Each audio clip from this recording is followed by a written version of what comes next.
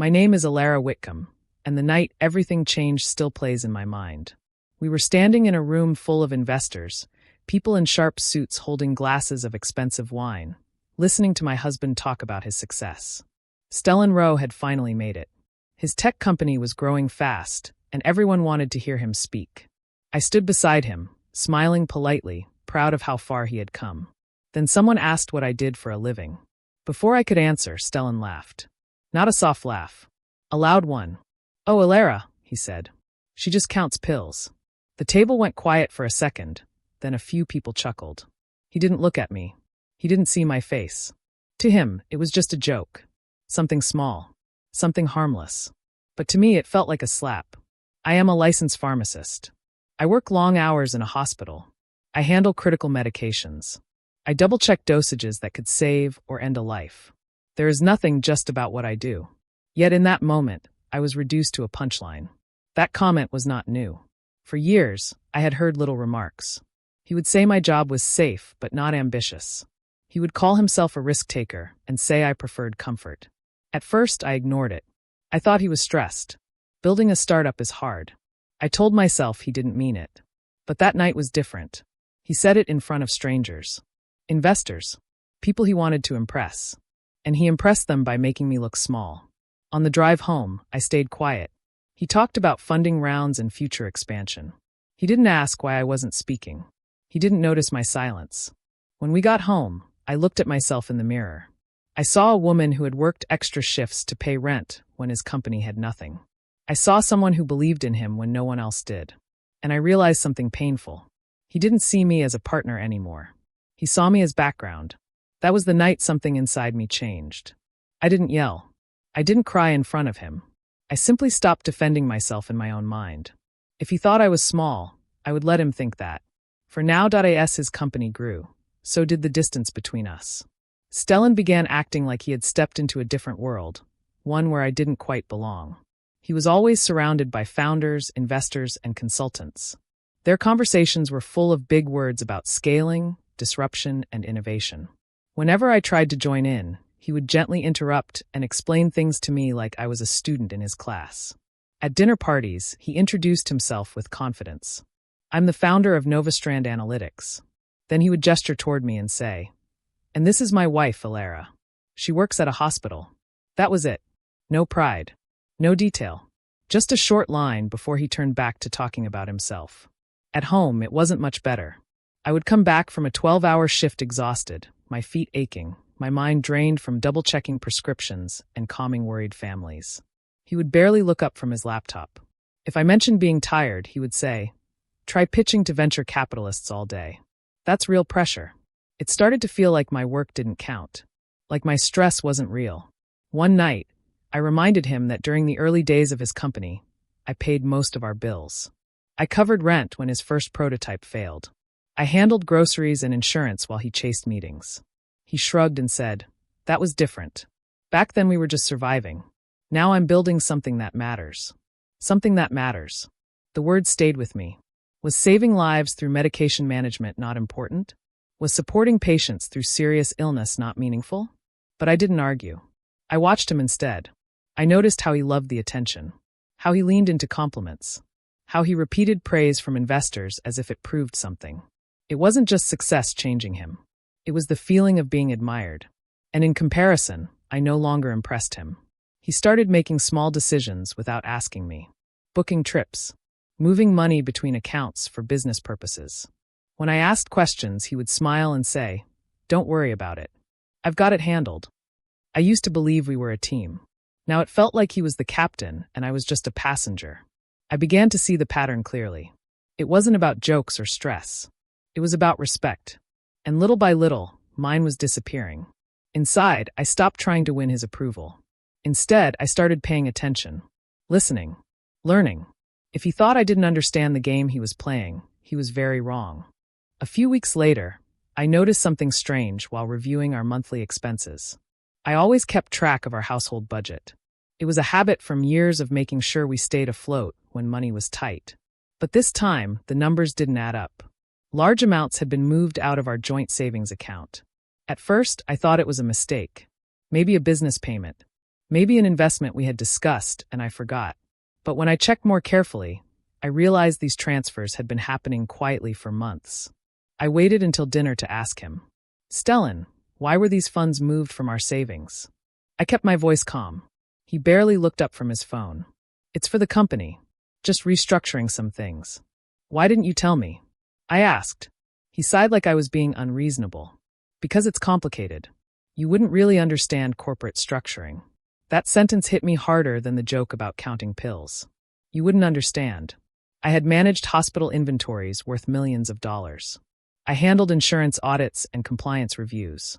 I knew how systems worked. I understood responsibility. But to him, I was still small. I didn't argue. I didn't raise my voice. Instead, I asked for access to the business documents connected to our shared assets. He hesitated for a second too long before saying, "It's all under control." That hesitation told me everything. Over the next few days, I did something he never expected. I started reading. Not casually. Seriously. I researched financial laws, marital asset protections, and business liability structures. I learned how startups shield assets and how spouses can be left exposed if paperwork is done carefully enough. The more I read, the more uneasy I felt. He had refinanced our home under new terms. My name was still there, but the structure had changed. Risk had shifted in ways he never explained. It wasn't illegal, but it wasn't honest either. For the first time, I saw the possibility that he wasn't just dismissing me emotionally. He was positioning himself financially. That night, as he talked excitedly about future investors, I watched him differently. I saw calculation behind the charm, strategy behind the smiles. He thought I wasn't paying attention. He thought I trusted him blindly. But something inside me had already woken up. I wasn't afraid anymore. I was alert.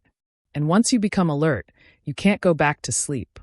The night of his company's big celebration was supposed to be special.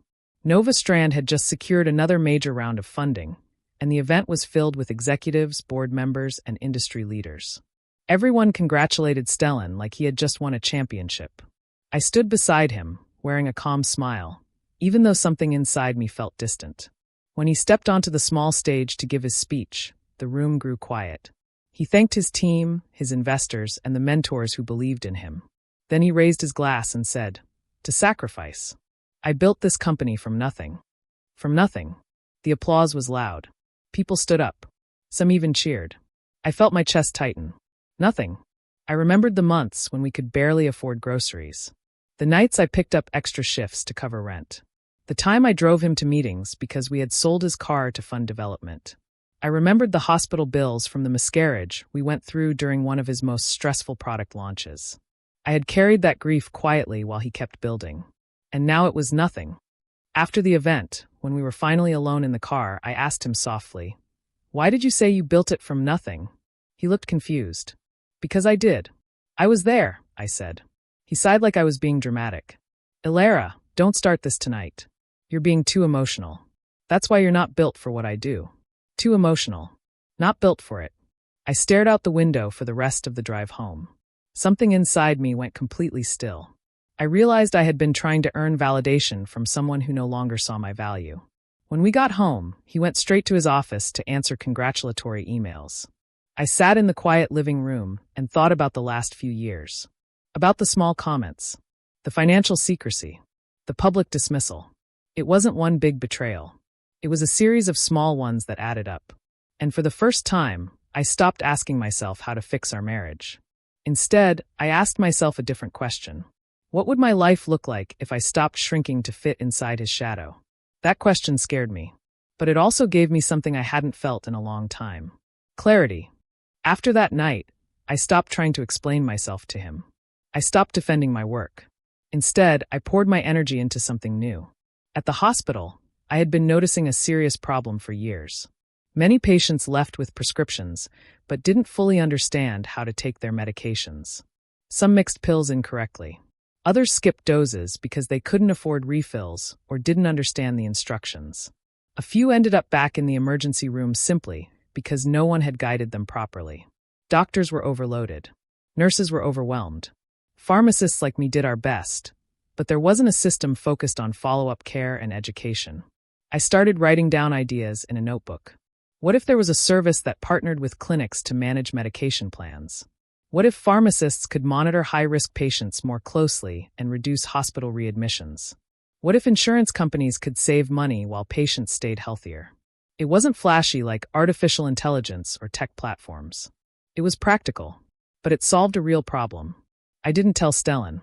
Instead, I reached out to someone I trusted, Draven Kincaid, an old colleague who now worked in healthcare operations. We met for coffee. I was nervous, unsure if my idea sounded too simple. But when I explained the concept, he leaned forward with real interest. He asked thoughtful questions. He talked about logistics and scalability. He said, "Alara, this could actually work." No one had spoken to me like that in years. We began meeting quietly on weekends, sketching out a plan. We studied state regulations. We outlined service models. We calculated startup costs carefully. I used my savings, the portion that was clearly mine, and began setting aside funds for licensing and legal filings. Every step felt steady, controlled. Mine. At home, Stellan barely noticed the shift in me. He was busy preparing for potential public offerings and investor tours. He assumed my quietness meant acceptance. He didn't see that I was building something too. For the first time in a long time, I felt powerful. Not because I wanted revenge, but because I was thinking independently again. I wasn't reacting to him. I was creating something for myself. And the more I worked on it, the clearer my next decision became. This wasn't just about a business. It was about leaving. The decision to leave didn't happen in one dramatic moment. It formed slowly, like a quiet truth I could no longer ignore. I met with an attorney recommended by Draven. Her name was Mirella Vance. Calm, precise, and direct. I told her everything about the financial transfers, the refinancing, the growing distance in my marriage. I showed her documents I had carefully gathered over the past months. She listened without interrupting. When I finished, she said, "You've done your homework. That helps." We discussed my options. What belonged to me? What protections I needed before making any announcement.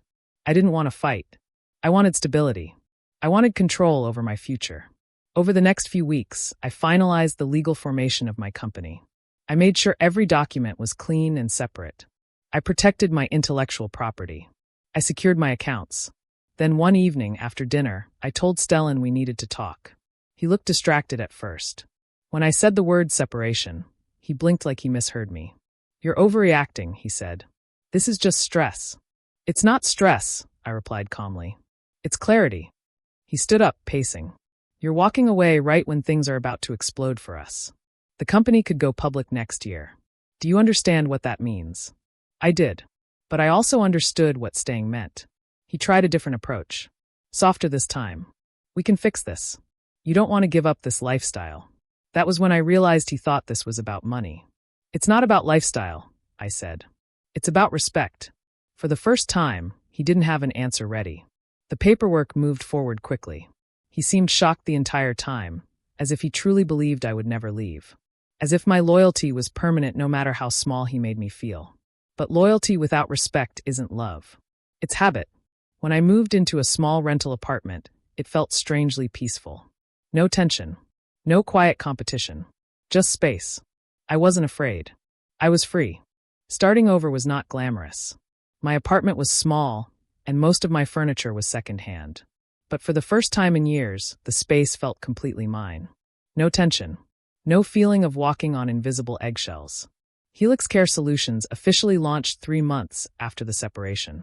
There was no big announcement, no celebration dinner. Just paperwork approved, contracts signed, and work beginning. Our first clients were 3 regional clinics that struggled with high patient readmission rates. I worked long hours building medication management programs tailored to their needs. We created clear follow-up systems, patient education plans, and coordination between doctors and pharmacists. It was detailed work. Careful work. But it worked. Within 6 months, the clinics reported fewer emergency returns and better treatment compliance. Insurance partners began asking questions. They wanted data. We had it. They wanted projections. We had those too. Draven handled operations while I focused on clinical strategy. We hired 2 pharmacists, then 4 more. Slowly, steadily, the company grew. Meanwhile, I occasionally heard updates about Novastrand through industry news. Stellan's company was expanding aggressively. Big promises. Big projections. His name appeared in business magazines. For a while, I felt a familiar sting when I saw it. But then something changed. One of our clients forwarded me an article praising HelixCare's practical approach to healthcare support. It called us quietly transformative. It wasn't flashy praise, but it was honest. We weren't chasing headlines. We were solving problems. As revenue increased, I reinvested carefully. No reckless expansion. No inflated claims. Just steady growth. Every contract was clear. Every partnership documented. I built my company the opposite way my marriage had felt: transparent, respectful, stable. One evening, I received a message from an industry contact asking if I would attend a regional healthcare summit as a speaker. They wanted me to discuss patient-centered innovation. I stared at the invitation for a long time. Years ago, I had stood in rooms where my husband minimized my work. Now, I was being asked to speak about mine. Not as someone's wife. Not as background. But as the founder. About a year after the divorce was finalized, cracks began to show in Stellan's world. At first, it was small articles questioning Novostrand's rapid expansion. Then there were reports about regulatory reviews tied to data handling practices. Nothing criminal, but enough to make investors nervous. I didn't search for the news. It simply appeared in industry updates I received for work. Every time I saw his company mentioned, I felt something unexpected. Not satisfaction. Distance. One evening, my phone rang. His name appeared on the screen. I let it ring twice before answering. His voice sounded different. Less sharp. Less certain. "I've been thinking," he said. "Maybe we both made mistakes." I stayed quiet. "The pressure got to me," he continued. "Maybe I didn't appreciate everything you did." It wasn't an apology. It was close, but not quite there. It felt more like someone trying to rebuild a safety net. He suggested dinner. "Just to talk," he said. I understood what he wasn't saying. His company was facing scrutiny. Investors were cautious. Public image mattered more than ever. A stable personal life would look good. "I don't think that's a good idea," I replied calmly. There was a long pause. "You've changed," he said. "No," I answered. "I've grown." After we hung up, I sat in my office and looked around. HelixCare now had contracts across multiple states. We had expanded our leadership team. Our compliance record was clean. Our financial structure was solid. Everything I built was rooted in patience and care. Everything he built had been fueled by speed and ego. Later that month, I attended the healthcare summit. When I walked into the conference hall, I noticed him across the room. Novostrand had a smaller booth than before. The energy around it felt cautious. Our eyes met briefly. He nodded once. Not with anger. Not with affection. With understanding. For the first time, he saw me not as someone standing beside him, but as someone standing on her own. And I realized something powerful. I no longer needed him to recognize my worth. 3 years passed quietly, but they were the strongest years of my life. HelixCare continued to grow, not in dramatic leaps, but in steady steps. We expanded into more states. We partnered with larger hospital systems. Our team grew into something I was deeply proud of. People who respected each other, who valued careful planning over bold promises. We built trust. And trust brought long-term contracts. One morning, I signed a national partnership agreement that secured our expansion for the next decade. It wasn't flashy. There were no cameras. Just a conference table, a handshake, and a signature. But it meant stability. Independence. Security. Everything I once felt unsure about was now solid. A few weeks later, I attended another industry event. As I walked through the hall, I noticed how different everything felt compared to years ago. I wasn't nervous. I wasn't standing behind anyone. I moved through conversations as an equal. That's when I saw Stellan again. He looked older. Tired, maybe. Novostrand still existed, but it wasn't the unstoppable force it once seemed. The excitement around him had faded into something quieter. He approached me slowly. "I've been following your company," he said. "You've done well." There was no sarcasm in his voice. Just truth. "Thank you," I replied. We stood there for a moment, surrounded by noise and conversation. Years ago, I would have felt anger, or the need to prove something. But I felt none of that. He once said I just counted pills. Now I understood how wrong that was. Not because I had to prove him wrong, but because I finally knew who I was. I counted risks carefully. I counted patterns others ignored. I counted the cost of staying in a place where I wasn't valued. And when the numbers didn't add up, I changed the equation. My empire isn't built on revenge. It's built on respect, respect for my work, my mind, and myself. That is something no one can take away.